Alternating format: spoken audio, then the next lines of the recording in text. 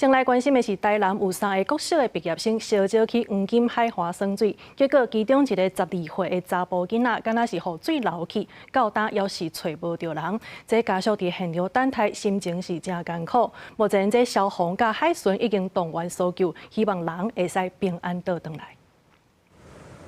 家长点向提衫靠到海边，咧等囡仔赶紧找到。伊囡仔甲2位同伴，3个人连面要读国中啊，捡热烧药到南区黄金海岸遮耍水。2时下晡煞传出意外，其中说中的查甫囡仔雨水流去，到今也未看到伊的影子。家属透早赶到现场，伫岸边非常艰苦，咧等好消息。我要去中二住啦，要去中二呢。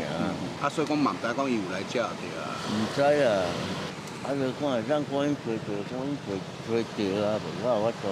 我目前得知，就是已经有2位同学已经获救了，而另一位中信同学目前仍在失踪当中。均于休业式的时候，或在学生朝会集合的时间，提醒水域安全的重要性。昨天发生的这意外事件，我们学校也非常的遗憾。校方表示，这个12岁囡仔伫学校真活跳，佮有礼貌。3月份就已经去报名国中，煞传出意外，互学校嘛真烦恼。真侪同学听到消息，嘛替伊咧祈祷。市府表示讲，第17线遮黄金海岸的海坪入口，拢有设禁止游泳、畅水、露营的安全措施。即阵海巡署、消防局等单位8点出动，要30人咧搜救，嘛用无人机咧扩大巡视。目前以黄金海岸船坞为中心点哦，那我们是走南岸跟北岸哦，然后那会各派人员来做岸巡。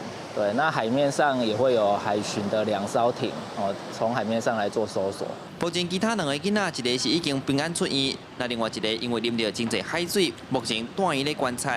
校方讲，因第一时间已经联络家长，表达关怀。即阵嘛启动校安通报和社政通报机制，会全力提供家属协助。希望也未找到囡仔，通紧平安回来。